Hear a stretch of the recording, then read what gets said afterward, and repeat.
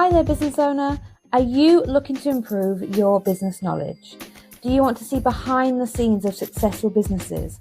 And more importantly, are you looking to build a better business in just 15 minutes each week? If so, you're in the right place. Welcome to the 3Bs podcast.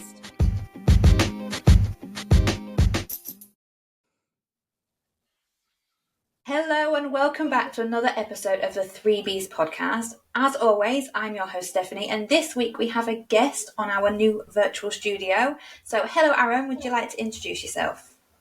Hello, buddy. My name is Aaron Patrick. I am a chartered accountant, a certified UK trainer, that QuickBooks chap on the internet, head of accounts here at Buffett's, and also your friendly podcaster, which is why we're here today. He goes live each and every Monday morning for 8:30 a.m. for Ask the Accountant. So really excited to be on this podcast. I've listened to a fair few of them. So yeah, I'm really honoured to be one of your guests. First guest on video, am I? That's got to be a plus there. Absolutely. You are the first video guest of the podcast, which is amazing. Thank you for coming. We clicked really well at Accountex, so I'm really looking forward to this conversation. Yeah, this week we're going to talk about podcasting because that's what we both do. And I think we're both quite early to it for our industry as well. I don't think there's many of us in the industry that do podcasting. So I thought we'd talk about it. So why did you start the podcast? Because there's more than one that you do, right? Yeah. So this will now be my fourth podcast. Or sorry, I've had 4 podcasts going forward. 2 of them still going, 2 of them not going so far. And you're going to learn that that's part and parcel of the podcasting career, right? Some work, some don't. And you've just got to make sure that you're agile enough to decide which ones are going forward and which ones don't. So the main reason that I started doing podcasts and the main reason that I wanted to try and get an opportunity to be in the podcasting world was it's just a way of getting your personal brand out there, because I was naive enough to think that when you go to Accountex or you go to any of the other conventions in the accounting industry and you see all these amazing speakers, that somehow they were asked to come onto the stage and somehow they were asked to be part and parcel of the talking round table and they were asked to come and go on stage and everything else that goes with it. But actually, in reality, it's more about you going there and applying for these spots, and you're applying to go on stage, and you're applying to be part of the conversation. And if you're just applying to those conversations without any kind of credibility behind you, it's really difficult for you to go in there, because a lot of these actually oversubscribe. So if you want to go talk at any of these accounting conventions, normally there's a whole list of people there in front of you that's already probably got their application in, and you've got to figure out how are you going to stand out? What have you got that you can offer to the table? And for me, podcasting was just that way of being able to say, look, I've got bits to talk about. I'm able to talk about at least an hour every single week for Ask the Accountant. So there's always going to be a conversation topic I can bring into the table. There's always going to be something I can talk about. And if it's not my view, then it might be one of my listeners' views, because we have a really interactive podcast where we invite our listeners to come on and talk and comment and everything else, and even sometimes come on live and talk about it there. So it gives me all those stories and it gives me those little insights and gives me that opportunity to make stuff relevant, right? A lot of this stuff where we're talking about, if we're being asked to be a subject matter expert for absolutely anything in the world, if we can make it relevant, if we can talk about real life stories, if we can talk about real life issues, then that's when people get engaged, because that's when people go, oh yeah, I remember that bit. And yeah, that relates to me. And that's when, doesn't matter what subject you're trying to talk about, doesn't matter what element you're trying to put across, if you can talk about the fact that it happened to someone in real life and this is the consequence and everything else, then that makes that conversation so much easier. So that's why I always did it. I wanted to give myself a step up, elevate myself in terms of why people should want me on a stage at a accounting convention, why people should sit there and listen to me, right? And it builds up that personal brand that goes through from there. And I assume that's one of the reasons you started as well. So mine was actually completely different, which I found interesting to hear your side of things. Because for me, I started my podcast out of a need. There was nothing out there that was not an hour and 2 hours long. Like, I love listening to podcasts, but I don't often have an hour. And as a business owner, we don't often have a spare hour to sit and listen to something. So for me, the 3Bs came from that need of something short, sharp, and no fluff, just information to help people to build a better business. And it started out being a bookkeeping and accountancy industry thing, because that's the industry we're in, but it quickly became that my clients would come in for meetings and be like, oh, I heard your podcast at the weekend, that was really interesting. So it became more of a business owner in general. So we specialise now more on business owners worldwide rather than just bookkeepers and accountants, although we have a lot of listeners of that as well, I understand. But yeah, no, for me it was a need. Business owners need support, and they need it in a quick, easy to digest format. There's so much jargon going on nowadays. Even things as simple as the budget. When the budget's announced, I've spoke about it on the podcast before, I love the budget. It's one of my favourite days of the year. And I sit there on my notebook and I take so many pages of notes, and then my clients get an email with all the bits that are relevant. But then I also do a roundup on the podcast so that in 15 minutes, they can understand all of it, what they need to know, without having to get confused by, they talk about reforms and things like that, which are years down the line, and they're not relevant right now to them. Exactly. And I don't like to overwhelm them. So yeah, mine's a completely different reason.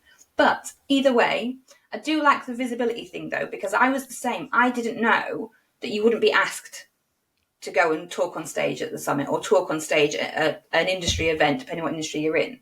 I had no idea. And it was only maybe about a year ago, so the podcast has been going slightly longer, but about a year ago, I was like, okay, I'm really going to make an effort now and go and ask, because I think very much you think, oh, well, I'm not that big name on that roster, because quite often those names that are written at these events are seen as the experts in the industry, the celebrities of the industry, if you like. And you think, well, I'm not as experienced as them. I can't do that. And I think specifically for bookkeepers and accountants, we're quite naturally introverts. We're not the sort of people that are singing and dancing and doing the TikTok dances. That's not us, not many of us anyway. So I think it's important for business owners in general to look at ways that suits them. And I think podcasting fell in that space for me. I vividly remember, and I'll never forget this story, and I don't think I've told it yet. I would have been about 11 years of age. My dad said to me, Stephanie, you've got the perfect face for radio. And it has stuck with me ever since. It's stuck me ever since. So getting on video was something that, I was really apprehensive about. But I do know of the things that have come from that, and the opportunities and the doors that have opened from just showing my face on the video. And I think, yeah, for me, that's where podcasting came. So obviously I've audio only until now. It was easy to do because they were short, sharp. It would take me 20, 30 minutes to get the recordings down, and the same again to maybe edit it down to publish it. But every Thursday morning we release an episode of 15 minutes or less, and it's just quick, sharp and easy. And the feedback we've got has been amazing. I mean, how does it work with you with the interactive things? Because that's something we're trying to build more of with the 3Bs podcast. Yeah, no, I think just on that though, I think one of the beauty of podcasting is there's so many variety out there. You're doing 15 minutes, short, sharp, to the point, and consistent. And that's the key, right? Consistency. But then we're doing longer form content. And then you'll find people who are doing even longer form content, like 3 hour plus podcasts out there. And I think that's the beauty of podcasting, right? You've got an opportunity. If you're listening on here and thinking, I want to start a podcast and I'd love to talk about X, Y, Z, then probably if you want to listen to it, and there's always going to be an appetite for it out there. But to that question of interaction, we wanted to make our podcasting, for us, consistency is so important, and everyone knows that, right? But to keep consistent and keep on top of that, we needed to find a way to go, right, how do we make sure that we release it every month and every week? Sorry. What's going to be that way that makes it there? And for us, we go live at 8:30 a.m.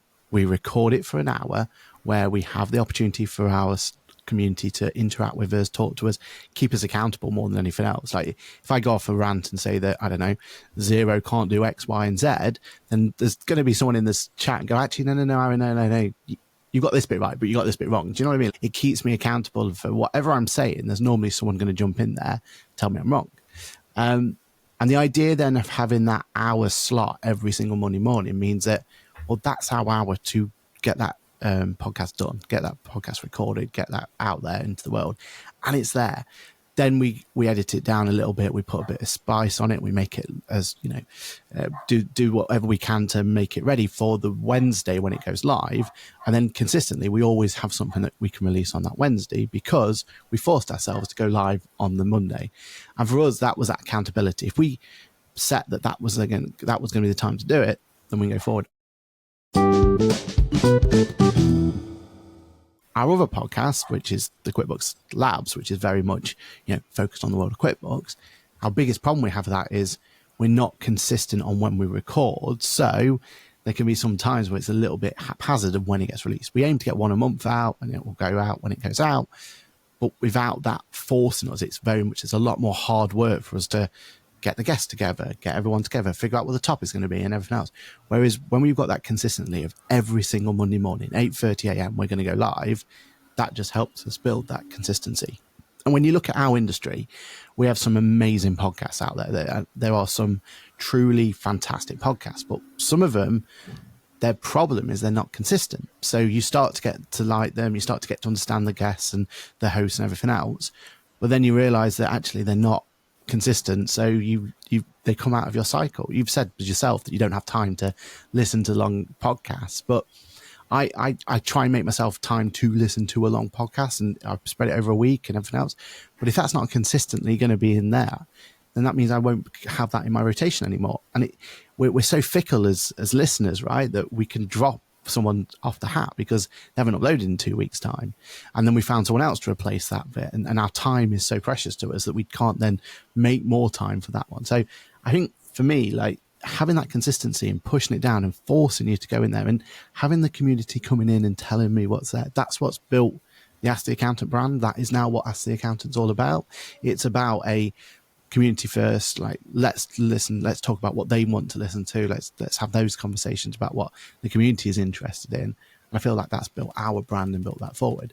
But I think yours is very much, you're reacting, right? You're trying to find those, like you said, trying to bridge the gap and try and make it so it's easier for people to understand the jargon and try and demystify that. And I feel like that for you means that you can have that opportunity to be more direct and film and produce a month in advance if you need to, right? Because you've got that there.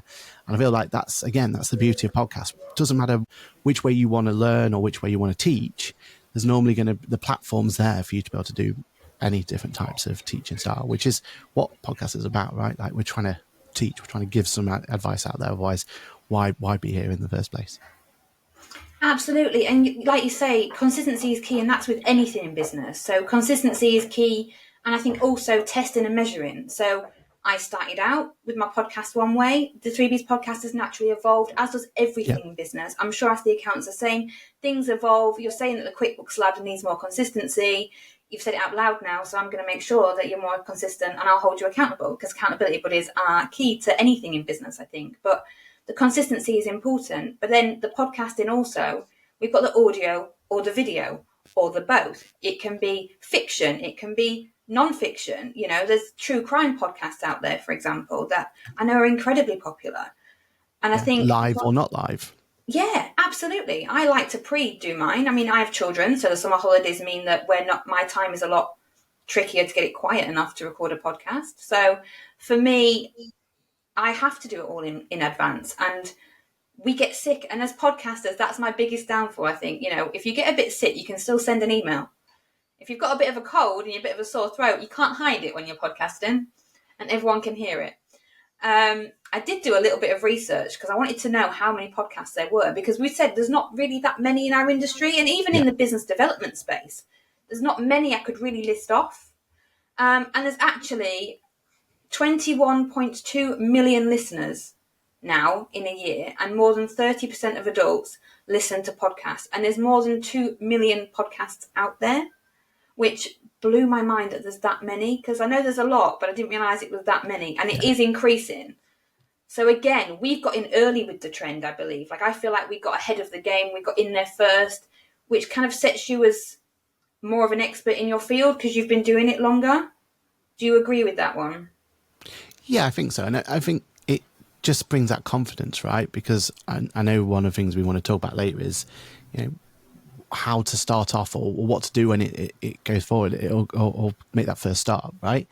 But I think being at the start of it means that we're the ones who can make the mistakes, like you've already said. We're the ones who can figure out what's right, what's wrong. Is an hour good enough? Is an hour not good enough? Or is live right or is live wrong?